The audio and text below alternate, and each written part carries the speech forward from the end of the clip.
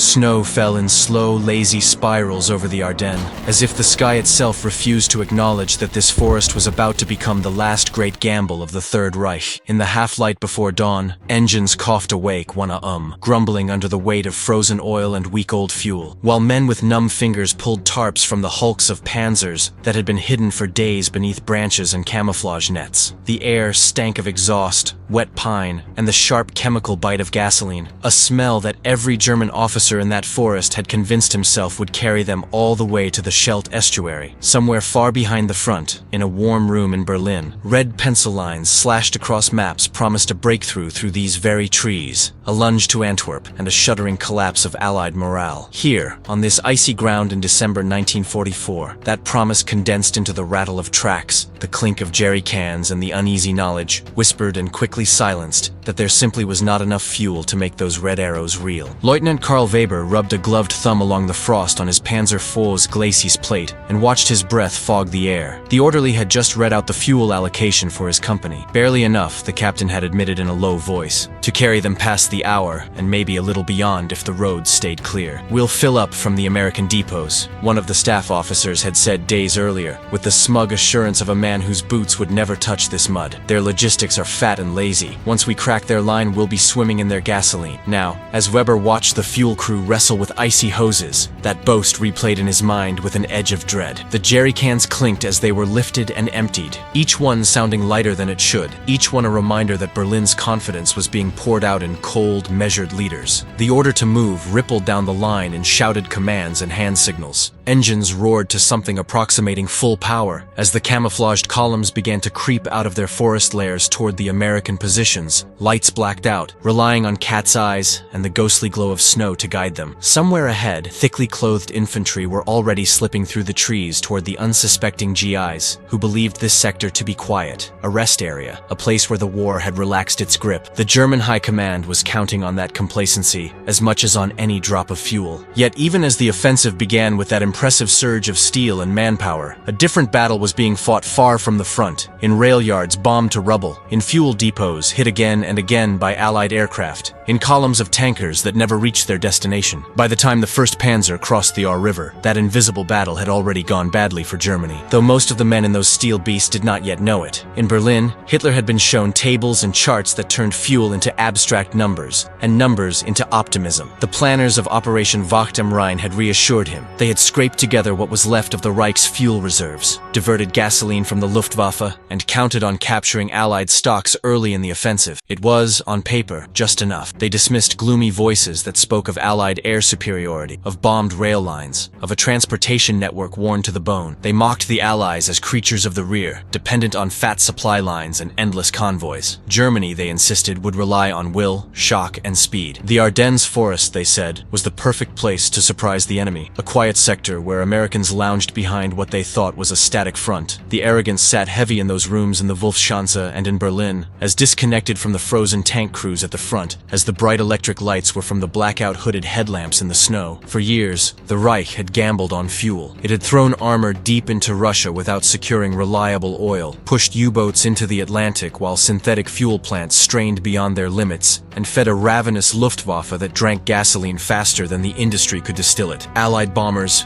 guided by photographs and intelligence, had systematically smashed refineries and fuel depots until Germany's reserves were a fraction of what they once were. By late 1944, entire panzer divisions existed mostly on paper because there was simply no fuel to move them. In that context, the idea of concentrating precious gasoline for one massive blow in the West was both desperate and, in a twisted way, logical. If they did nothing, the fuel would slowly vanish under bombs and blockades anyway. Better to burn it all in one last bid to split the Allies than to watch it evaporate in storage tanks. Those realities were compressed into neat figures on sheets of paper that slid across polished conference tables. They did not convey the smell of half-frozen fuel sloshing in dented cans, or the sight of tank crews practicing pushing drills, because everyone knew that sooner or later they might have to shove their own machines off a road to let someone else pass. They did not show the faces of drivers who had already spent nights waiting in the dark for tankers that never came, listening to distant artillery and wondering if the gasoline was even still there. When intelligence officers mentioned Allied air attacks on the rail lines that fed the staging areas. The briefing simply added the phrase, "Weather will neutralize enemy air power in the early phase." Emphasis shifted to fog, clouds, and flight unfavorable conditions, as if the sky itself had been recruited to the German cause. On the other side, in Allied rear areas, the war of fuel looked very different. American engineers had built pipelines snaking from Normandy beaches across France, pumping gasoline like blood through arteries to feed Patton's tanks and the endless convoys of trucks that the GIs cheerfully called the Red Ball Express. Depots for fuel, ammunition, and food sprawled across open fields, guarded by bored MPs who had no idea they were about to become primary objectives in a German plan to decapitate the Allied front. To German planners, those depots were golden lakes of fuel just waiting to be captured and turned against their owners. To the men guarding them, they were just another tedious detail of a war that seemed, by December, to be crawling toward an inevitable Allied victory. The disparity between the two perceptions would soon collide in the snow. As the offensive began, Karl's Panzer lurched forward, treads crunching on ice, exhaust forming a low-hanging fog that mixed with real mist hugging the forest floor. The radio crackled with half-heard call signs and the scrape of static. Somewhere ahead, artillery opened up, the rolling barrage thudding through the woods like a giant's heartbeat. The first hours felt almost like the return of the old blitzkrieg magic. American positions were caught by surprise, outposts overrun, bewildered prisoners herded back along the roads as columns of German armor flowed around them. Soldiers shouted to one another over the noise, their breath white in the air, some of them laughing. They had been told that this was the blow that would change everything, and for a brief moment it seemed possible. Yet, even in those exhilarating advances, logistics officers riding in staff cars and half-tracks were already counting the kilometers with tight jaws. They knew, more precisely than the men at the front, how thin the margin truly was. The first hint came not as a catastrophe, but as an irritation. At a crossroads near a shattered Belgian farm, the column slowed to a crawl. An American roadblock had taken longer to clear than expected. A few anti-tank guns, a handful of infantry who refused to surrender, and suddenly the schedule on the operations map, with its neat arrows and time marks, no longer matched the reality on the ground. Fuel trucks sat idling in the cold, their drivers eyeing the gauges and one another, mentally subtracting liters for every unnecessary minute. When an officer shouted to shut down engines and wait, the order rippled unevenly down the line. Some crews obeyed, climbing out into the snow and stamping their feet to keep warm. Others left engines running, unwilling to risk them freezing. Every decision like that fed into the same invisible equation that had begun to turn against the Germans before a single tank reached its planned day-one objective. By nightfall, the offensive's spearheads had advanced, but not as far as the optimists in Berlin had promised. The roads, never meant for such heavy traffic in winter, had turned into churning tracks of frozen mud and packed snow, clogged with everything from tigers to horse-drawn carts. In the darkness, with no headlights allowed, vehicles collided, slid into ditches, or found themselves facing oncoming traffic they were never supposed to meet. Harsh curses in German, Polish, Czech, and accented dialects cut through the night as drivers tried to untangle the mess. Somewhere in that chaos, a convoy of fuel trucks lost their place in the schedule, delayed by confusion and by the sheer physical impossibility of pushing so many machines along so few icy roads. It didn't feel, in that moment, like disaster. It just felt like a bad night. Only later would the men in the stalled tanks realize that those hours were the first cut in a wound that would never close. Meanwhile, Allied commanders stared at reports that made little sense. Initially, most believed this was just a localized German attack, perhaps an attempt to straighten a line or delay the inevitable. Patton grumbled but refocused. Eisenhower demanded clarity from corps commanders who did not yet grasp the scale. In the confusion, American units were ordered to hold ground that turned out to be indefensible, while others pulled back too far. For the Germans, the fog of Allied confusion was a gift, buying precious time for their spearheads to push deeper. But confusion cut both ways. A captured map, an overrun fuel dump, a small town seized or bypassed instead of taken. These tiny decisions would add up to shape the path that German panzers could follow, and more importantly, where they might hope to refuel. At some depots, GIs set charges and blew fuel stores, rather than leave them for the enemy. At others, chaos and poor communication meant gasoline fell into German hands. Yet even these windfalls were not enough to overcome the math that had been wrong from the beginning. In one such depot, Karl and his crew rolled in behind the first wave of attackers, expecting the promised bounty. The ground ground was scarred with craters. Blackened drums split open like dead beetles, their contents burned or soaked into the mud. A few intact fuel trucks smoldered near the tree line, abandoned when the defenders fled or were killed. German soldiers darted between the wreckage, shouting reports and curses, dragging out hoses, checking labels on containers they could barely read in the dim light. The air was thick with the bitter reek of burned gasoline and the metallic tang of blood. "There should have been more," Karl's commander muttered, scanning the ruined depot. "This isn't what they told us." A supply officer appeared, flanked by clerks and a driver who still smelled of cordite and fear, and announced that priority would go to the heavy Panthers and Tigers. Medium tanks would be topped up only as fuel permitted. For the first time, Karl felt a cold, creeping doubt in his gut, something that had nothing to do with the weather. Even so, the offensive pressed on. The now famous armored column headed by Kampfgruppe Piper became the sharpest point of the German thrust, driving west with ruthless speed, capturing prisoners and terrain with equal ferocity. They seized American fuel when they could, improvising at every opportunity, sometimes siphoning gasoline directly from disabled U.S. vehicles under fire. But every kilometer extended their supply line and frayed its edges. Behind them, the roads grew more choked. Ambushes by small American units disrupted traffic, and the weather slowly shifted. What had begun under the protective shroud of cloud and fog, grounding Allied aircraft and giving the Germans their brief moment of freedom, began to clear. Patches of blue appeared overhead, as innocent-looking as any winter sky. Yet to the German logisticians, they might as well have been open doors inviting doom. When the first Allied fighter bombers screamed overhead, their engines slicing through the air like tearing canvas, the men on the ground looked up with a mix of rage and resignation. They had known this was coming. The Luftwaffe, once the shield of the Wehrmacht, could do little now. It was short of pilots, aircraft, and, ironically, fuel. The few German planes that did take off did so into a sky that the Allies effectively owned. Fighter bombers hunted for columns, their pilots expertly spotting movement against the white background of snow. Fuel convoys, with their telltale tankers, became prime targets. Even when the planes didn't destroy vehicles outright, they forced drivers to scatter, to hide in woods, to waste time and fuel starting and stopping. Every air attack was like a hand reaching down to twist the throttle closed on the German advance. Karl experienced this from the ground as a sudden, surreal chaos. His column was inching forward along a narrow village street, stone houses crowding close on either side, the smell of coal smoke and fear hanging in the air, when someone shouted a warning and pointed to the sky. The banshee wail of approaching engines grew, and the column halted in an instant, crews tumbling out to take cover as best they could. The bombs and rockets came seconds later, smashing into the road ahead and behind, throwing up geysers of snow, stone, and steel. His Panzer rocked as a blast struck close, showering the armor with shards of slate and brick. A tanker truck behind them took a direct hit, erupting in a fireball that painted the snow in orange and black. For long minutes, noise and light and hot wind replaced everything else. When it was over, the road that had been their lifeline was now a cemetery of twisted metal, burning fuel, and shattered bodies. After the attack, the officers gathered in a ruined doorway to make decisions that their superiors had never wanted to acknowledge would be necessary. The maps they spread on a broken table were stained with soot and greasy fingerprints. Every arrow, every line representing planned movement, now had to be reconsidered in light of how many vehicles still ran, how much fuel remained, how many bridges had been blown or captured. "We can go on," one insisted, stabbing a finger at the map. "If we push west, we might still link up with other units near the Meuse." Another shook his head, pointing at the fuel figures. "We can reach the next objective," he said slowly, "but we will not have the fuel to do anything when we get there. We'll sit and wait to be destroyed." Above them, the setting sun turned the smoke pall over the village into a sickly crimson strip against the darkening sky. The illusion of a lightning campaign was unraveling not in a single dramatic moment, but in 1,000 small, grinding failures. Trucks that were supposed to shuttle fuel forward never arrived. Depots that were marked as captured on the map turned out to be empty, the gasoline destroyed by retreating Americans. Units that should have supported each other were separated by impassable roads or enemy resistance that hadn't read the German schedule. Karl's crew began to notice the little signs: orders to drive more slowly to conserve fuel, halts that lasted longer than made sense tactically, officers walking from vehicle to vehicle asking in low voices about exact fuel levels. Once, late at night, as they huddled in their tank to keep warm, they watched a staff car pull up to a cluster of command vehicles. A brief argument flared in the snowy darkness, voices sharp and desperate. They could not hear the words, but they recognized the tone. Optimists had run out of new promises to offer. In American lines, the shock of the initial attack had given way to grim determination. Units rallied, commanders adjusted, reinforcements poured in along roads, that unlike the German ones, led back to ports and depots overflowing with supplies. Fuel, for the Allies, was a problem of distribution, not scarcity. Trucks ran day and night, headlights on, under air cover that grew thicker as the skies cleared. When Patton pivoted his Third Army north with astonishing speed, it was made possible not just by his aggressiveness, but by an immense logistical machine that could feed his tanks and trucks as they wheeled toward the Bulge in the front line. German interception of radio traffic picked up the movement, but knowing about it and being able to do anything to stop it were vastly different things. The men in the Panzers heard the rumors, then more concrete reports. American armor coming from the south, British units stiffening the northern shoulder, air power increasing every day. For Karl, the turning point came on a gray afternoon when the order reached them to hold in place, engines off until further notice. Snow fell in a steady, oppressive curtain, muffling sound and erasing the sharp edges of the world. His tank sat by a hedgerow, half concealed by hastily cut branches, its engine ticking as it cooled. The radio, once alive with chatter and exhortations, now emitted only occasional bursts of static and clipped, tired voices that said very little. The company commander walked down the line, boots crunching in the snow, stopping at each tank to exchange a few words. When he reached Karl, he leaned against the side of the Panzer and looked up at the crew, his face pale with exhaustion and something more. "We have fuel to move once," he said quietly. "Maybe twice if we crawl. After that, nothing." Orders from higher command are unclear. They still speak of Antwerp, of pushing on, but they also speak of withdrawing to more defensible positions. For now, we wait, and we hope that someone behind us finds fuel that does not exist. The unnatural stillness that followed was, in its own way, more terrifying than combat. Men who had spent days and nights in a blur of movement and noise now found themselves with time to think, to feel the cold seeping through their coats, to notice hunger gnawing at their bellies. They scrounged for food in nearby houses, finding frightened civilians and empty cupboards. The smell of cooking, when they managed to boil something over a small, smokeless fire, felt almost obscene in this frozen limbo. Some joked bitterly that they would have to burn maps and orders for warmth. Others simply sat on their packs, staring at the horizon where they had been told Antwerp lay. Somewhere in that stretching distance were the depots that were supposed to fuel the victorious drive. Instead, the only fuel within reach sat in the tanks of their own vehicles, and in the cans carefully stacked next to them, not nearly enough to bridge the gap between promise and reality. As days passed, the German spearheads began to stall in place, like hunted animals that had run until their hearts and legs could take no more. Tanks that had once been the cutting edge of the offensive now became immobile bunkers, their guns still deadly, but their tracks frozen in place by the absence of fuel. Some crews dug the vehicles in, camouflaging them further, preparing for a defensive battle they had not expected to fight. Others were ordered to abandon their tanks altogether, the crews joining infantry units as riflemen, a shocking humiliation for men who had once believed themselves elite. The decision to leave a Panzer behind was agonizing. Keys turned one last time, engines cough and then are shut down forever, the metal hull cooling rapidly as the crew gathers what they can carry and trudges into the snow on foot. Behind them, the tank looms like a dead titan, its cannon pointed at nothing, its empty fuel tanks echoing the futility of the entire operation. Karl's tank suffered that fate when their commander received the order to pull back to a new defensive line. The fuel truck that arrived carried barely enough to move the battalion half the distance required. Priority went to the heavier vehicles, and to those in better mechanical condition. Karl's Panzer, already suffering from a temperamental engine, didn't make the cut. They siphoned what little fuel remained in its tanks into another vehicle, the hose making a hollow slurping sound that seemed to mock them. The interior, once filled with the comforting hum of machinery and the familiar smell of oil and men, felt suddenly empty as they pulled personal belongings from cramped spaces. Someone patted the metal wall as they left, as if saying goodbye to a comrade. Then they were on the road with their packs, boots sliding on ice, joining a thin snake of infantry threading its way through the trees. Around them, the whole landscape of the Ardennes began to tell the story of the offensive's failure in physical form. Roadsides were lined with burned-out trucks, many of them fuel carriers, their frames twisted and blackened. At crossroads and in villages, abandoned German vehicles stood at odd angles, some with hatches open, others half buried in snowdrifts, their tracks already filling in with white. Here and there, American tanks mixed with them, destroyed in the fierce battles that had flared when the Germans still had momentum, but they were fewer, and more always seemed to be arriving. The sound of Allied artillery grew more constant, no longer the distant, intermittent thump of the first days, but a steady drumbeat that shook snow from branches and set nerves on edge. Above, the sky, once the Germans' ally in its murkiness, now frequently roared with the passage of Allied aircraft. In Allied headquarters, the story that was emerging was clearer. The German offensive, bold and dangerous in its conception, had been critically undermined mind by one factor above all others: fuel.